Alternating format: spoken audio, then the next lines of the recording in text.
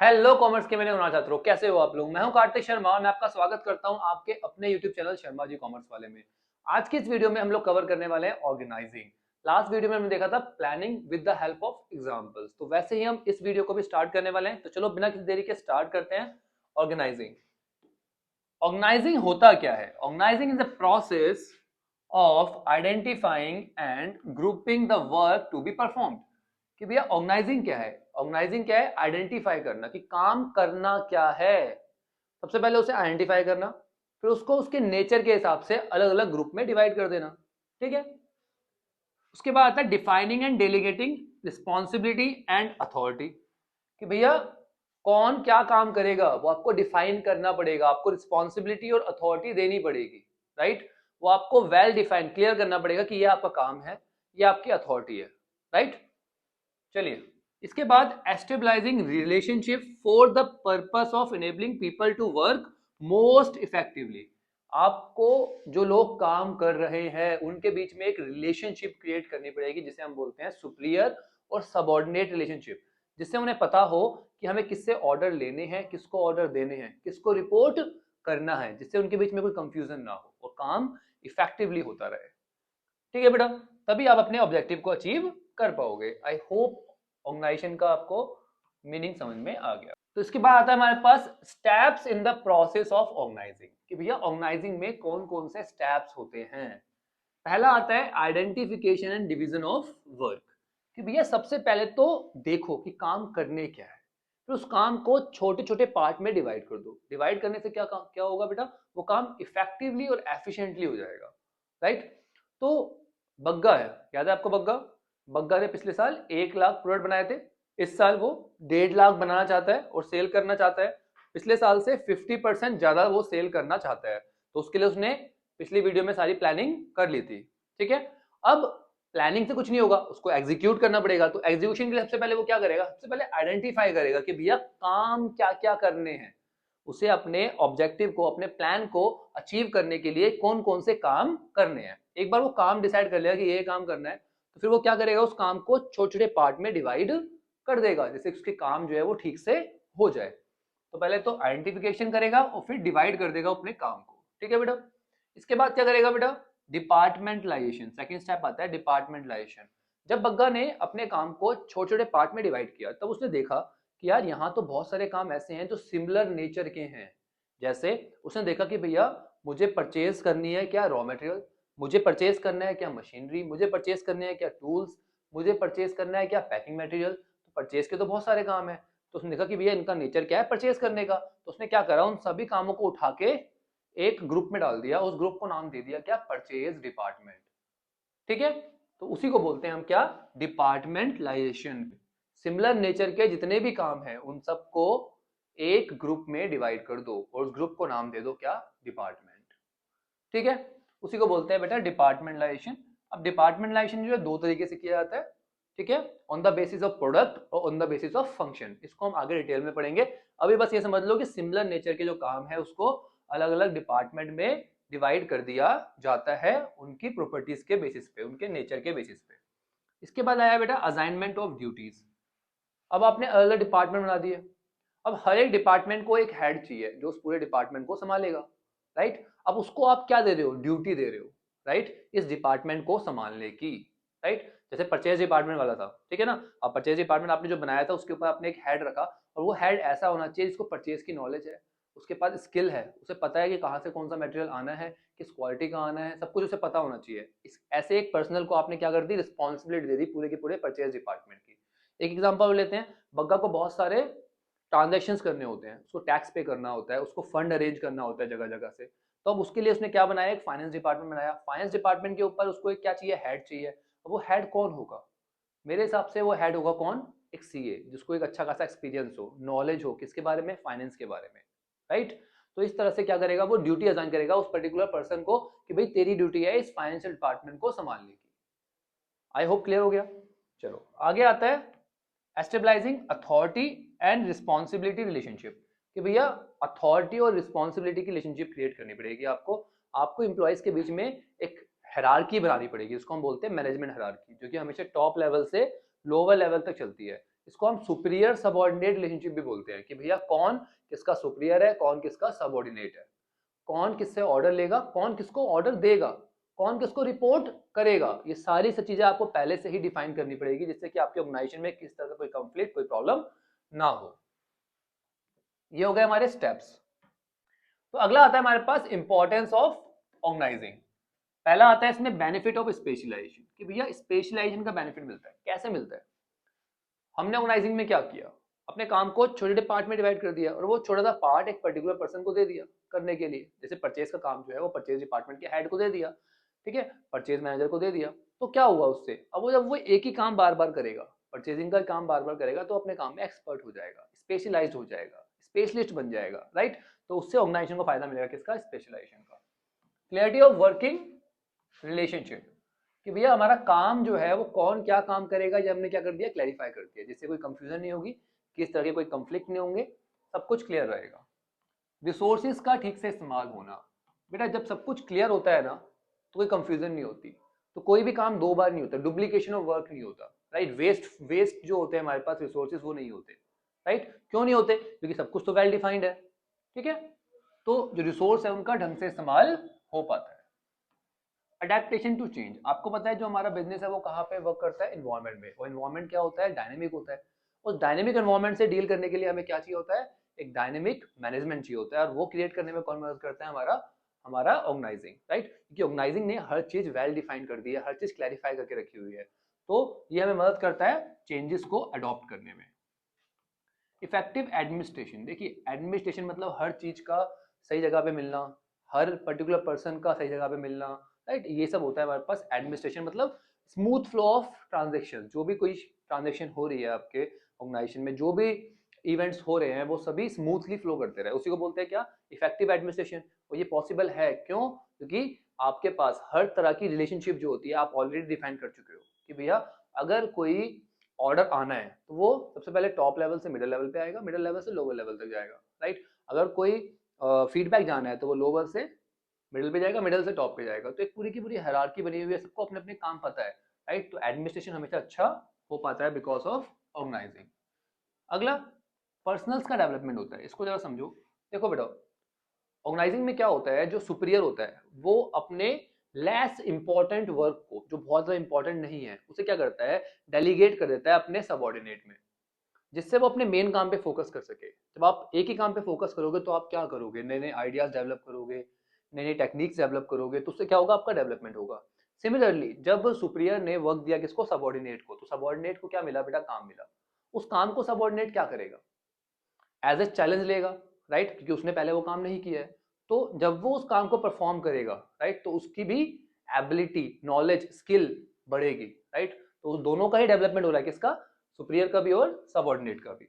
Expansion and growth, बेटा organising की वजह से ग्रोथ करना और एक्सपेंशन करना बहुत ईजी हो जाता है। आपको एक नया प्रोडक्ट लॉन्च करना है, आपके पास सारे डिपार्टमेंट बने हुए हैं, चुटकियों में लॉन्च हो जाएगा, राइट। या फिर आपको अपनी टेरिटरी बढ़ानी है, तो वो काम भी इजी है क्योंकि आपके पास हर काम के लिए स्पेशलिस्ट ऑलरेडी बैठे हैं।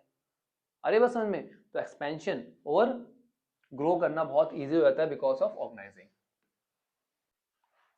तो अगला आता है बेटा हमारे पास क्या? Organisation structure.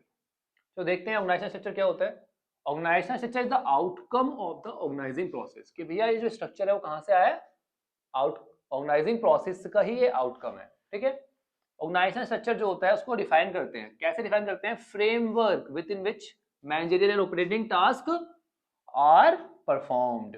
ये एक फ्रेमवर्क है, ये एक तरीके से एक चार्ट है जिसके अकॉर्डिंगली सारे के सारे मैनेजरियल और ऑपरेटिंग टास्क परफॉर्म किए जाते हैं, ठीक है बेटा। ये रिलेशनशिप बताता है, किसके बीच में रिलेशनशिप बताता है? लोगों के बीच में। देखा आपने, वर्क कौन क्या काम करेगा, राइट, एंड रिसोर्सेज को ठीक से इस्तेमाल करने में आपकी मदद करता है। तो ये ऑर्गेनाइजेशन स्ट्रक्चर जो होता है फॉर्म का क्या is shown in an organisation chart. ये ऑर्गेनाइजेशन स्ट्रक्चर जो होता है किसमें शो किया जाता है? ऑर्गेनाइजेशन के चार्ट में शो किया जाता है। इसका बेनिफिट क्या होता है बेटा? ये आपकी प्रॉफिटेबिलिटी को बढ़ाता है। क्या बढ़ाता है बेटा? आपकी प्रॉफिट को बढ़ाता है, आपके वेस्टफुल एक्टिविटीज को कम करके, आपके काम की डुप्लीकेशन को कम करके, आपकी एफिशिएंसी को बढ़ाकर ये प्रॉफिटेबिलिटी को बढ़ाता है और कॉस्ट को कम करता है। इसके बाद इसकी जरूरत कहाँ पे पड़ती है बेटा? इसकी जरूरत पड़ती है जब भी बिजनेस आपका, जब भी आपकी ऑर्गेनाइजेशन जो है वो साइज में इंक्रीज करेगी, या फिर आपकी ऑर्गेनाइजेशन के जो काम है वो धीरे धीरे कॉम्प्लेक्स होते चले जाएंगे, तब आपको एक अच्छे ऑर्गेनाइजेशन स्ट्रक्चर की जरूरत पड़ेगी। वही आपको हेल्प करेगा आपके ऑब्जेक्टिव को अचीव करने में। अगला टॉपिक आता है हमारे पास बेटा टाइप ऑफ ऑर्गेनाइजेशन स्ट्रक्चर। ठीक है, हमें दो तरह के ऑर्गेनाइजेशन स्ट्रक्चर पढ़ने हैं। ठीक है बेटा, एक डिविजनल और एक होता है फंक्शनल। तो हम पहले बात करते हैं किसकी, फंक्शनल स्ट्रक्चर की। In functional structure activities are grouped and departments are created on the basis of specific functions. कि भैया स्पेसिफिक फंक्शन के हिसाब से हम क्या करते हैं, एक्टिविटीज को ग्रुप्स में डालते हैं। जैसे purchase department, sale department, human resource department, right, finance department. तो ये क्या होते हैं, यहाँ पे हम ग्रुप्स में डालते हैं किसको, एक्टिविटीज को on the basis of specific functions. ठीक है, चलिए कि भैया परचेज का काम परचेज डिपार्टमेंट को, सेल का काम सेल डिपार्टमेंट को। एडवांटेज क्या है इसकी, occupational specialisation, as employ perform the similar task within a department. कि भैया आपको स्पेशलाइजेशन का बेनिफिट मिल जाएगा कि वो परचेज का काम बार बार कर रहा है तो वो परचेज के काम में स्पेशलिस्ट हो जाएगा, राइट।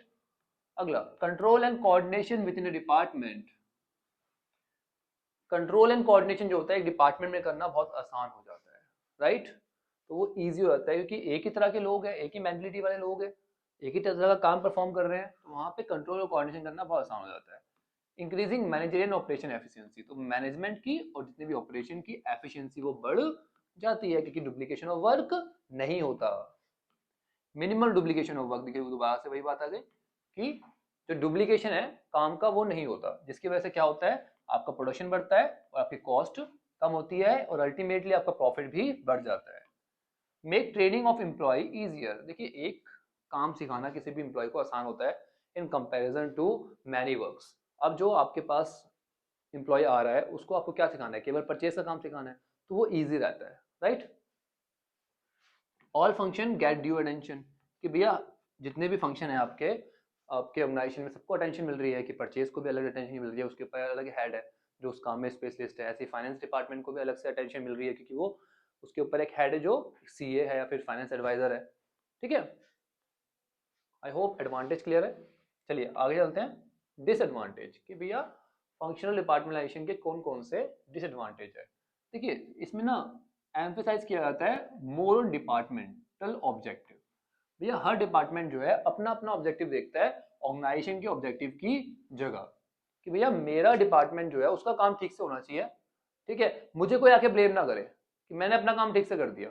ठीक है, तो ये प्रॉब्लम होती है जिसकी वजह से वो इग्नोर कर देते हैं किसको, एंटरप्राइज के ऑब्जेक्टिव को। अगला कोऑर्डिनेशन करना अलग अलग डिपार्टमेंट में बड़ा डिफिकल्ट टास्क होता है। हर डिपार्टमेंट अपना अपना बेनिफिट देख रहा है, राइट, अपने ऑब्जेक्टिव को पूरा करना चाह रहा है, राइट, जिसकी वजह से उनके बीच में कंफ्लिक्ट होता है और हमारे जो ऑर्गेनाइजेशन का ऑब्जेक्टिव है वो पूरा नहीं हो पाता। तो इनके बीच में कोऑर्डिनेट करना बड़ा मुश्किल होता है, उसके कोऑर्डिनेशन करना एक बड़ा डिफिकल्ट टास्क बन जाता है। People with the same skill में डेवलप ए नैरो पर्सपेक्टिव, कि भैया जब सबकी स्किल सेम ही है तो पर्सपेक्ट कहाँ रहा, डेवलपमेंट कहाँ रहा फ्यूचर में, राइट। तो वो उनका डेवलपमेंट जो है वो बहुत कम हो जाता है in comparison to those people who have many skill. ठीक है, सुटेबिलिटी क्या है बेटा, ये मेथड कहाँ पे सुटेबल होता है, जब ऑर्गेनाइजेशन का साइज बहुत बड़ा है, ठीक है, और बहुत सारी एक्टिविटी जो है वो ऑर्गेनाइजेशन परफॉर्म करता है, डाइवर्सिफाइड एक्टिविटीज, अलग अलग तरह की एक्टिविटीज जो है ऑर्गेनाइजेशन परफॉर्म करता है। ठीक है ना, and operation require high degree of specialisation, जहाँ पे आपके काम में स्पेशलाइजेशन की बहुत ज़्यादा जरूरत है वहाँ पे आप फंक्शनल डिपार्टमेंटलाइजेशन यूज करोगे। ठीक है, चलिए आगे चलते हैं। डिविजनल स्ट्रक्चर, डिविजनल स्ट्रक्चर क्या होता है बेटा, dividing the whole enterprise according to the major products, कि भैया हमें डिवाइड करना है पूरी की पूरी ऑर्गेनाइजेशन को किसके हिसाब से, जो मेजर प्रोडक्ट बना रही है आपकी ऑर्गेनाइजेशन। जैसे मेटल, जो मेटल के प्रोडक्ट बना रही है उनको अलग कर दिया, उनके लिए अलग से ही एक डिपार्टमेंट क्रिएट कर दिया। प्लास्टिक के बना रही है उनके लिए अलग से, कॉस्मेटिक्स के बना रही है उसके लिए अलग से, राइट। तो इसमें क्या होता है, अलग अलग तरह के डिपार्टमेंट्स क्रिएट कर दिया on the basis of the product they perform. Example ले लेते हैं, मान लो बग्गा जो है वो दो तरह के पेन बना रहा है। ठीक है, पहला बना रहा है बॉल पेन और दूसरा बना है जेल पेन। तो उसने अपने ऑर्गेनाइजेशन को डिवाइड कर दिया, कैसे, बॉल पेन का मैन्युफैक्चर अलग यूनिट देखेगी और जेल पेन का अलग देखेगी, राइट। प्रोडक्ट के बेसिस पे उसने उसको डिवाइड कर दिया। क्लियर, चलिए आगे देखते हैं क्या एडवांटेज है इसकी। Development of varied skill in a divisional head. जो भैया एक पर्टिकुलर हेड का जो एक पर्टिकुलर डिवीजन का जो हेड है उसके पास हर तरह की स्किल अवेलेबल होगी क्योंकि वो सारा काम कर रहा है। ठीक है, जो बॉल पेन वाला है वो बॉल पेन वाला परचेज भी कर रहा है, सेल भी कर रहा है। ठीक है, उसके बाद वो फाइनेंस का भी देख रहा है, तो उसके पास सारी स्किल उसके अंदर डेवलप हो जाएगी। ठीक है, divisional head are accountable for the profit and revenue and the cost related to different departments. भैया आपको पता है कि हर एक डिविजनल हेड, डिविजनल स्ट्रक्चर के अंदर फंक्शनल स्ट्रक्चर भी होता है, राइट। हर एक डिवीजन के अंदर परचेज डिपार्टमेंट भी है, सेल डिपार्टमेंट भी है, अलग अलग फंक्शन जाए सारे सारे परफॉर्म होने हैं। तो जो आपका डिवीजन का जो हेड होगा वो रिस्पॉन्सिबल होगा उसके अंदर के जितने भी फंक्शनल हेड है उनके काम के लिए। ठीक है, तो आप पकड़ सकते हो किसको, डिवीजन के हेड को। भाई बॉल पेन का काम जो है वो राम संभाल रहा है, तो मैं राम को पकड़ लूंगा कि भैया आप बताओ कि इसका काम क्यों नहीं हुआ। ठीक है, चलिए। Flexible and faster decision making. Decision बहुत जल्दी ले पाते हैं कि भैया उस डिपार्टमेंट का जो हेड है वो फटाफट उसका डिसीजन ले लेगा, उसको किसी से पूछने की जरूरत नहीं है, कोऑर्डिनेट करने की जरूरत नहीं है। इट फैसिलिटेट एक्सपेंशन, एक्सपेंशन करना बहुत आसान है न्यू डिवीजन का, right, without interrupting the existing department. जो एग्जिस्टिंग डिपार्टमेंट है उनको डिस्टर्ब करे बिना आप एक्सपेंड कर सकते हो। जैसे एग्जांपल लो, अब जो बग्गा है वो चाहता है कि भैया मैं इलेक्ट्रॉनिक पेन मतलब जो स्टाइलस होते हैं ये भी इसका प्रोडक्शन भी करूं, तो उसको क्या करना है, वो अलग से क्या बना देगा, इसका डिविजनल डिपार्टमेंट क्रिएट कर देगा, डिविजनल यूनिट क्रिएट कर देगा जो केवल क्या काम करेगी, स्टाइलस बनाएगी। ठीक है, तो क्या हुआ, एक्सपेंशन इजी हो गया, बाकी किसी डिपार्टमेंट को, बाकी किसी के फंक्शन को हमें डिस्टर्ब नहीं करना पड़ा। ठीक है, चलो बेटा अब देखते हैं इसकी लिमिटेशन क्या है, डिसएडवांटेज क्या है। कंफ्लिक्ट हो जाता है अलग अलग डिविजन्स में, किसके लिए, एलोकेशन ऑफ फंड के लिए। एक बोलता है मुझे ज्यादा पैसा चाहिए, दूसरा बोलता है मुझे ज्यादा पैसा चाहिए, राइट, तो वहां पे कंफ्लिक्ट रहते हैं हमेशा।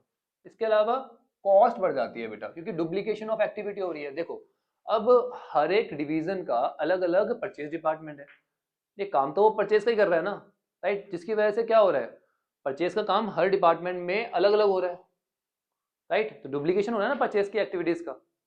तो ये बड़ी प्रॉब्लम होती है, इसकी वजह से काम जो है डुप्लीकेट होता है और आपकी कॉस्ट जो है वो बढ़ जाती है। इग्नोर ऑर्गेनाइजेशन इंटरेस्ट, अपने अपने यूनिट को देखेंगे, हमारी यूनिट प्रॉफिट में जाना चाहिए। ठीक है, उससे हमें बाकी यूनिट से कोई फर्क नहीं पड़ता, तो ऑर्गेनाइजेशन का जो मेन ऑब्जेक्टिव है वो फुलफिल नहीं हो पाता। ठीक है, कहाँ पे सुटेबल है बेटा ये उन बिजनेस एंटरप्राइज के लिए सुटेबल है जहाँ पे लार्ज वैरायटी ऑफ प्रोडक्ट जो है वो मैन्युफैक्चर किए जाते हैं, बहुत सारे तरह के प्रोडक्ट बनाए जाते हैं। ठीक है, अलग अलग प्रोडक्टिव रिसोर्सेज के साथ, इसके रिसोर्स भी अलग होते हैं, उनको बनाने के जो रॉ मटेरियल है वो भी अलग अलग होता है, तो वहां पे मेथड बहुत सुटेबल है। तो अगला आता है बेटा हमारे पास फॉर्मल स्ट्रक्चर। फॉर्मल और इनफॉर्मल दो तरह के स्ट्रक्चर होते हैं बेटा हमारे पास किसी भी ऑर्गेनाइजेशन में। फॉर्मल स्ट्रक्चर वो होता है जो मैनेजमेंट ने डेलिबरेटली बनाया हुआ है, क्या करने के लिए, एक पर्टिकुलर टास्क को परफॉर्म करने के लिए। सिंपल वर्ड में ये एक हायरार्की होती है, राइट, जिसमें एक पर्टिकुलर टास्क परफॉर्म होता है, उसी ऑर्डर में एक पर्टिकुलर टास्क परफॉर्म होगा, वो है हमारे पास फॉर्मल। ठीक है, ऑन द हैंड इनफॉर्मल क्या होता है, ये इनफॉर्मल एक ऐसा होता है, ये एक ऐसा स्ट्रक्चर है जो अपने आप बन जाता है फॉर्मल स्ट्रक्चर के अंदर अंदर, बिकॉज ऑफ सोशल नीड, कि भैया एक तरह के इंटरेस्ट रखने वाले लोग जो है वो एक ग्रुप उन्होंने बना लिया, राइट, वो अपने आप में कम्युनिकेट करते हैं, दूसरे से डिस्कशन कर लेते हैं किसी भी टॉपिक को रिलेटेड, तो ये कैसा है, इनफॉर्मल है ये। ठीक है, जो ऑर्गेनाइजेशन ने नहीं बनाया, वो कैसे बन गया, लोगों की सोशल नीड की वजह से बन गया। और डिटेल में देखते हैं। Formal organisation refers to the organisation structure which is designed by the management. देखिए कौन बनाता है इसको, मैनेजमेंट बनाता है। ठीक है, क्या करने के लिए, एक पर्टिकुलर टास्क को अकम्प्लिश करने के लिए। ये क्या करता है, स्पेसिफाई करता है क्लियरली क्या, बाउंड्रीज ऑफ अथॉरिटी, किसी की कोई अथॉरिटी है तो उसकी क्या बाउंड्रीज है और रिस्पॉन्सिबिलिटीज क्या है। ठीक है, जिससे क्या हो सके बेटा, एक कोऑर्डिनेशन क्रिएट हो सके किसके बीच में, अलग अलग एक्टिविटीज के बीच में, जिससे कि ऑर्गेनाइजेशन का गोल अचीव हो जाए। ठीक है, वही बात कि भैया ऑर्गेनाइजेशन में क्या हुआ, मैनेजमेंट में एक हायरार्की क्रिएट कर दी, जिस हायरार्की में एक पर्टिकुलर काम को करा जाएगा और आप उस हायरार्की को तोड़ नहीं सकते, सिंपल सी बात है। क्लियर, चलो इसके बाद आता है हमारे पास इसके फीचर्स क्या है। ये क्लैरिफाई करता है कि कौन किसको रिपोर्ट करेगा, सब कुछ क्लैरिफाई है इसके अंदर। ठीक है, चलिए, lay down the rules and procedure, ये सारे रूल्स और प्रोसेस में लिखे होते हैं एक टास्क है तो वो इस तरीके से परफॉर्म होगा। ठीक है, efforts of various departments are coordinated. इससे क्या होता है बेटा, अलग अलग डिपार्टमेंट के जो एफर्ट्स है वो कोऑर्डिनेट होंगे। और ये कब हो पाता है, जब आप हर चीज को क्लैरिफाई करते हो किसमें, फॉर्मल वे में। Places more emphasis on the work not relationship. इसमें क्या होता है भैया, काम पे ज्यादा ध्यान दिया जाता है, एक दूसरे से रिलेशनशिप बनाने पे कोई ध्यान नहीं दिया जाता। एडवांटेज क्या है बेटा इसकी, इसमें रिस्पॉन्सिबिलिटी फिक्स करना बहुत आसान है कि भैया जिसको जो काम दिया था, अगर वो काम नहीं हुआ तो हमें पता है कि ये काम इसका था, राइट, हम उसको पकड़ लेंगे। ठीक है, no ambiguity in the role and avoid duplication. सबको अपना अपना रोल पता है, ठीक है, मुझे ये काम करना है, मुझे ये काम करना है, मुझे ये काम करना है, तो काम का डुप्लीकेशन इसकी वजह से नहीं होता। यूनिटी ऑफ कमांड, कि भैया कमांड तो एक ही जगह से आ रही है, ऑर्डर तो एक ही जगह से आ रहा है ना, तो उसी ऑर्डर को सब फॉलो कर रहे हैं, राइट, तो यूनिटी ऑफ कमांड रहती है। ठीक है, अलग अलग जगह से कमांड नहीं आ रही। Provide stability to the organisation, organisation को स्टेबिलिटी प्रोवाइड करता है, राइट, ये एक स्टेबल ऑर्गेनाइजेशन क्रिएट करता है क्योंकि हर चीज वेल डिफाइंड होती है इसके अंदर।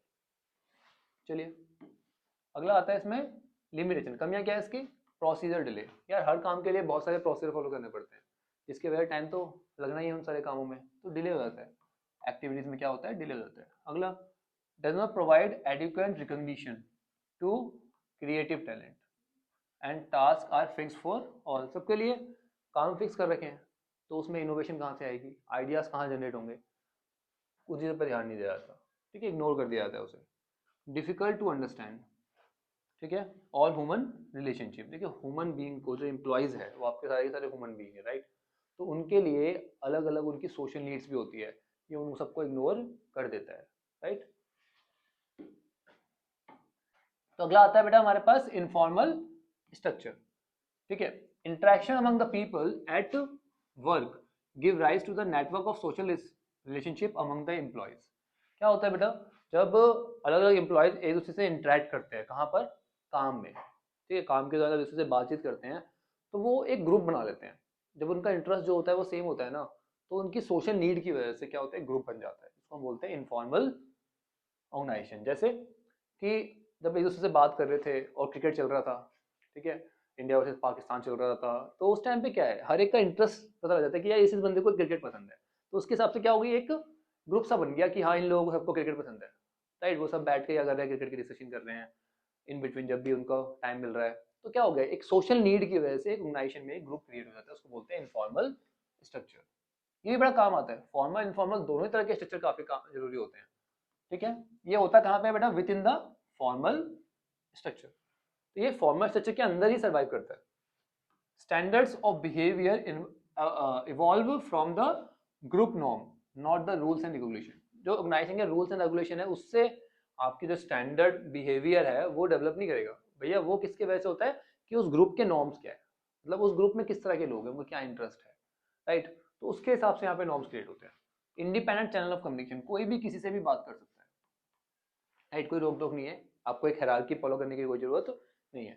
स्पॉन्टेनियसली नॉट डेलिबरेटली, ये कैसे बनता है बेटा, स्पॉन्टेनियसली अचानक से बन जाता है, इसको डेलिबरेटली कोई सोच समझ के बनाई हुई काम नहीं है, बनाया हुआ स्ट्रक्चर नहीं है ये। ठीक है, नो डेफिनेट स्ट्रक्चर, एक पर्टिकुलर डेफिनेट स्ट्रक्चर नहीं है कि यार ये इसी पर्टिकुलर पैटर्न में चलेगा, कोई डेफिनेट कुछ नहीं होता इसके अंदर, बस सोशल नीड्स थी तो एक ग्रुप बन गया, दैट्स इट। अगला आता है हमारे पास एडवांटेज क्या है, देखो इन्फॉर्मेशन बड़ी तेजी से फैलती है इसमें, राइट, एक दूसरे को बताएगा, दूसरा चौथे को बताएगा, एक पर्टिकुलर प्रोसीजर थोड़ी ना है, कोई भी किसी को बता देगा, फटाफट इन्फॉर्मेशन फैल जाएगी ग्रुप में, उन्होंने अपने एक व्हाट्सएप ग्रुप बना रखा है, उसमें मैसेज जाना है, हो गया काम। Fulfil the social need of the members, members की जो सोशल नीड है वही पूरी होती है, जॉब सेटिस्फेक्शन रहती है उन्हें, राइट, जब कोई भी किसी से बात करेगा, किसी को कोई अप्रिसिएशन मिल रही है तो सब उसको अप्रिशिएट कर रहे हैं, राइट, तो उससे क्या होता है, उनकी सोशल नीड जो है वो पूरी होती है। ठीक है, चलिए डिसएडवांटेज क्या है इसकी, रूमर्स बहुत तेजी से फैलते हैं, ये इनफॉर्मल स्ट्रक्चर में रूमर्स बहुत जल्दी फैलते हैं। ठीक है, रेजिस्टेंस चेंज में डिले और रेसिस्ट ग्रोथ। अब क्या होता है, एक पर्टिकुलर जो ग्रुप है वो उसकी एक पर्टिकुलर सोच है, तो एम्प्लॉयज उनको ना, जब वो बहुत सारे लोग मिल जाते हैं ना, तो उनको कोई भी चेंजेस लाना बहुत मुश्किल होता है, क्योंकि उनकी एक पर्टिकुलर सोच चली आ रही है उनके इंटरेस्ट के हिसाब से, राइट, तो वो एक बड़ी प्रॉब्लम होती है कि वो ना रेसिस्ट करते हैं किसको, चेंज को। It pressurise the members to conform to group expectation. और भैया हर एक ग्रुप के मेंबर के ऊपर क्या रहता है बेटा, एक प्रेशर रहता है कि ग्रुप जो उनसे चाहता है वो करना ही करना है उसे, भलाई से वो फिर पूरे ऑर्गेनाइजेशन के इंटरेस्ट के खिलाफ ही क्यों ना हो। ठीक है, तो ये एक प्रॉब्लम है। ठीक है, चलिए अगला टॉपिक आता था कि delegation. Delegation refers to the downward transfer of authority from a superior to subordinate. कि भैया जो एक सुपीरियर है वो क्या करता है, अथॉरिटी को ट्रांसफर कर देता है, किसको, अपने सबऑर्डिनेट को, उसी को बोलते हैं क्या, डेलीगेशन। ठीक है, it enable a manager to use his time on the high priority activities. इससे क्या होता है, जो मैनेजर है जो उसके लिए बहुत ज्यादा इंपॉर्टेंट एक्टिविटीज है ना, वो उस पर फोकस कर सकता है। ठीक है, it also satisfies the subordinate need for recognition and provide them with opportunity to develop and exercise initiative। इससे क्या होता है, जो सबऑर्डिनेट है उसे भी क्या मिल रही है, एक अपॉर्चुनिटी मिल रही है, राइट, काम करने की, काम सीखने की, नए नए चैलेंजेस लेने की, जिससे उसका भी क्या होगा, डेवलपमेंट होगा। नो डेलीगेशन ऑफ अकाउंटेबिलिटी, ध्यान रखना बेटा, अथॉरिटी और रिस्पॉन्सिबिलिटी को तो आप डेलीगेट कर सकते हो, राइट, बट कभी भी अथॉरिटी को आप डेलीगेट नहीं कर सकते। जवाब तो किसी भी पर्टिकुलर टास्क के लिए देना आपको ही पड़ेगा, उसे आप डेलीगेट नहीं कर सकते। अब एलिमेंट ऑफ डेलीगेशन की जब हम बात करते हैं उसमें 3 एलिमेंट आते हैं। पहला आता है अथॉरिटी। अथॉरिटी का मतलब क्या होता है, right of an individual to command his subordinate, अपने सबऑर्डिनेट को ऑर्डर देने का जो राइट होता है उसी को बोलते हैं क्या, authority.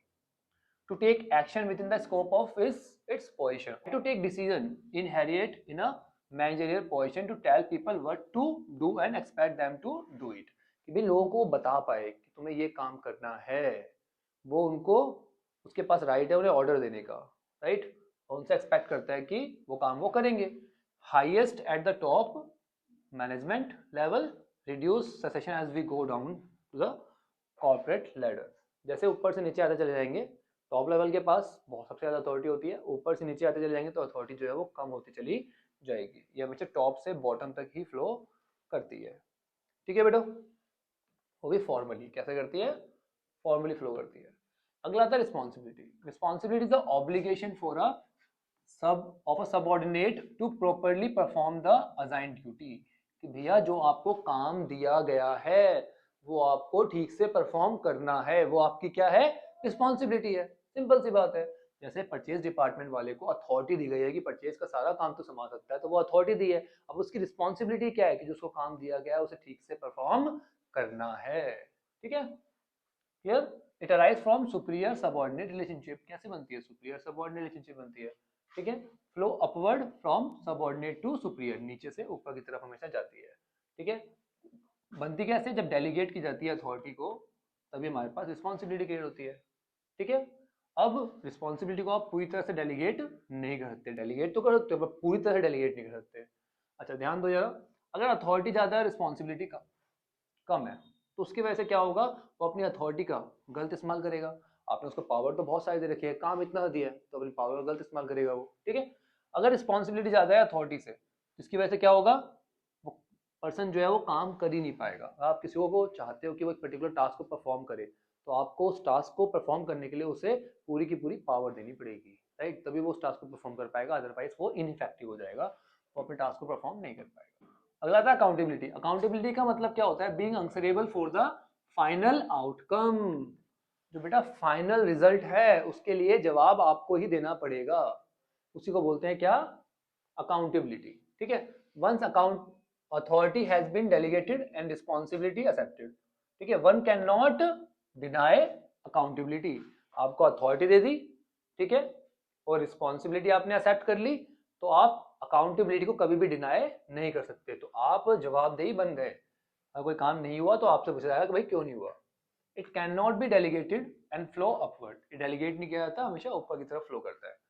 In conclusion it can be stated while that authority is delegated, जब भी अथॉरिटी डेलीगेट की जाती है तो रिस्पॉन्सिबिलिटी ऑलरेडी अज्यूम कर दी जाती है कि भाई आपको कोई पावर दी गई है तो उस पावर को यूज करके जो काम दिया गया है वो आपको परफॉर्म करना है, तो आपकी रिस्पॉन्सिबिलिटी है, राइट। अकाउंटेबिलिटी जो होती है वो ऑलरेडी इम्पोज्ड हो जाती है साथ में, जैसे आपने रिस्पॉन्सिबिलिटी अज्यूम हो गई आपकी, ठीक है, वैसे ही आपकी अकाउंटेबिलिटी भी बन गई, आपके ऊपर अकाउंटेबिलिटी जो है अप्लाई हो गई। Responsibility is delivered from authority. Responsibility authority से आती है और अकाउंटेबिलिटी जो है वो किससे आती है, रिस्पॉन्सिबिलिटी से। चलिए आगे चलते हैं।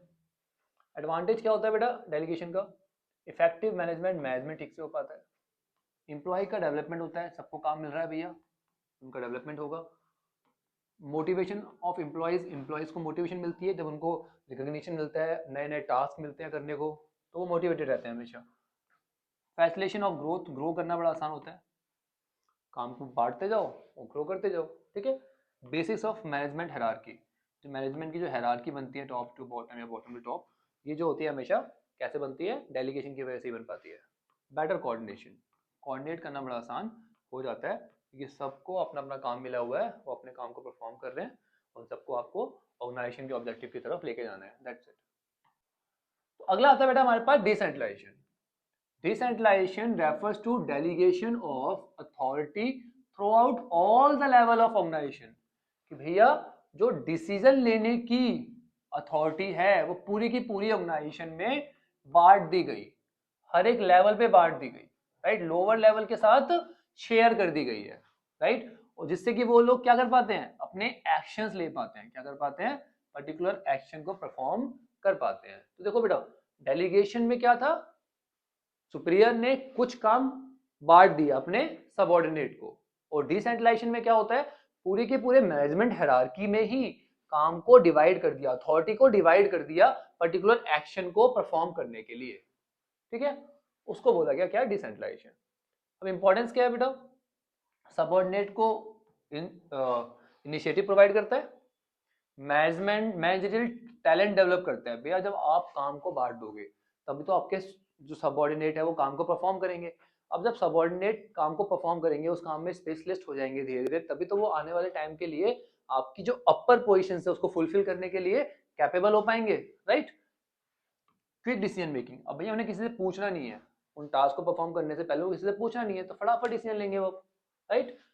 रिलीफ टू टॉप मैनेजमेंट, भैया जो टॉप मैनेजमेंट है उनको रिलीफ मिलता है, सारे काम तो ना टॉप मैनेजमेंट वाले करेंगे, तो उन्होंने काम को डिवाइड कर दिया, राइट। उनके काम कम हो गए। ग्रोथ करना बहुत आसान हो जाता है बेटा। क्या होता है बेटा?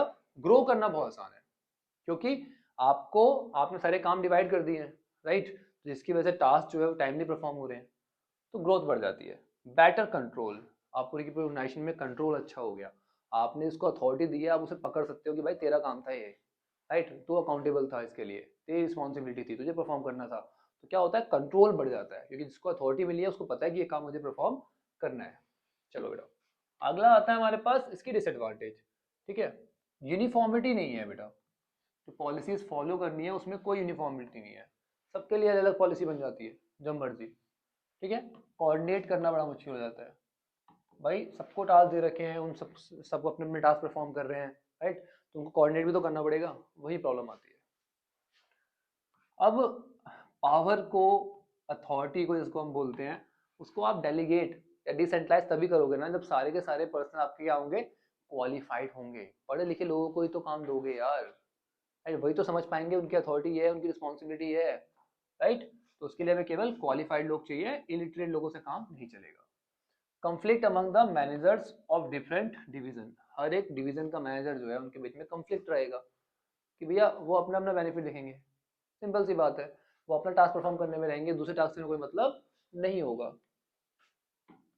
इसके बाद आता है बेटा सेंट्रलाइजेशन। सेंट्रलाइजेशन का मतलब क्या होता है? The authority to make important decision is retained by the top management. भैया जो इंपॉर्टेंट डिसीजन है वो तो टॉप मैनेजमेंट के हाथ में ही रहेंगे, वो हमेशा उस चीज को अपने ही पावर में रखते हैं, वो उसे डेलीगेट नहीं करते, राइट। ये वो बहुत इंपॉर्टेंट डिसीजन है, उसी पे तो फ्यूचर डिपेंड करता है किसी भी ऑर्गेनाइजेशन का, तो उसी को बोलते हैं भैया सेंट्रलाइजेशन करना, कि भैया जितने भी इंपॉर्टेंट डिसीजन हैं उनको अपने हाथ में सेंट्रलाइज कर लो। ये काम कौन करता है? टॉप मैनेजमेंट जो होता है वो उन टास्क को सेंट्रलाइज कर लेता है। ठीक है, तो इससे क्या फायदे क्या है बेटा इसके? क्लियर चेन ऑफ कमांड, पता है कि भैया कमांड कहाँ से स्टार्ट होगा, टॉप लेवल मैनेजमेंट से। ठीक है, फोकस्ड विजन रहता है, इन्हें पता होता है कि क्या करना है, कैसे करना है। ठीक है, इनका विजन हमेशा क्लियर रहता है। इम्प्लीमेंट फटाफट हो पाते हैं, इम्प्लीमेंटेशन बहुत जल्दी है, जब डिसीजन सारे उसके हाथ में है तो फटाफट वो इम्प्लीमेंट करवाएंगे उस काम को। ठीक है, क्वालिटी ऑफ वर्क जो है वो इम्प्रूव होता है, कि कुछ लोगों के हाथ में जब काम होता है तो वर्क की क्वालिटी हमेशा इम्प्रूव होती है और कॉस्ट भी कम आती है। तो अगला आता है बेटा डिसएडवांटेज। डिसएडवांटेज क्या आता है? ब्यूरोक्रेटिक लीडरशिप, कि भैया लीडरशिप कैसी है हमारे पास? ब्यूरोक्रेटिक है, मतलब जो टॉप लेवल मैनेजमेंट वाले चाहते हैं वही हो रहा है, ठीक है, सब कुछ उनके हाथ में पावर, ठीक है। अगला आता है डिले इन वर्क। देखो सारी पावर जो है वो किसके हाथ में? डिसीजन मेकिंग पावर किसके हाथ में? टॉप लेवल मैनेजमेंट के बीच में। तो अब उन्होंने पावर को डिवाइड ही नहीं किया, समझ लो, जिससे कि नीचे वाले जो है वो बार बार किसी भी टास्क को परफॉर्म करने से पहले किससे पूछेंगे? टॉप लेवल मैनेजमेंट से, जिसकी वजह से क्या होगा? काम में डिले होगा। लैक ऑफ एम्प्लॉय एंथुसिज्म, भैया एम्प्लॉय का मोटिवेशन बिल्कुल खत्म हो चुका होगा, उसको कोई हर काम के लिए, छोटे से काम के लिए उनको टॉप लेवल मैनेजमेंट से क्या करनी पड़ी है? परमिशन लेनी पड़ रही है, तो उनका मोटिवेशन कहाँ से रहेगा? उनके अंदर कुछ नहीं होने वाला। कंट्रोल जो होता है रिमोट कंट्रोल होता है, रिमोट कंट्रोल मतलब समझ रहे हो कि एक ही पर्टिकुलर पार्ट से दूर से ही कंट्रोल किया जा रहा है हर चीज को, और वो जो है वो कभी भी क्लैरिफाई नहीं कर पाता किसी भी तरह की रिलेशनशिप को, किसी तरह के काम को, जिसकी वजह से क्या होता है? काम ठीक से नहीं हो पाता, ठीक है। तो कंट्रोल ऐसा नहीं होना चाहिए जो बहुत दूर से हो रहा हो। टॉप लेवल मैनेजमेंट से ही नीचे वाले लोगों का कंट्रोल हो रहा है तो वो सही नहीं है, या उसका सुपीरियर जो है वो कंट्रोल करे ना उसको। चलिए क्लियर है? तो यही था हमारा ऑर्गेनाइजिंग। आई होप सारे कंसेप्ट क्लियर हो गए हैं। अगर फिर भी कोई डाउट हो तो कमेंट सेक्शन में बताना, उस पर्टिकुलर टॉपिक की अलग से डिटेल वीडियो बना दूंगा, राइट। इस वीडियो को अपने दोस्तों के साथ शेयर करना मत भूलना। चैनल को अगर अभी तक सब्सक्राइब नहीं किया है तो सब्सक्राइब कर लेना। और एक और बात, ये जो नोट्स है मैं आपको माइंड मैप की फॉर्म में प्रोवाइड कर दूंगा डिस्क्रिप्शन में, जैसे कि आप एक complete chapter with in 10 to 20 minutes complete कर पाओ, ठीक है। चलो मिलते हैं नेक्स्ट वीडियो में, जब तक के लिए take care, bye bye, study hard.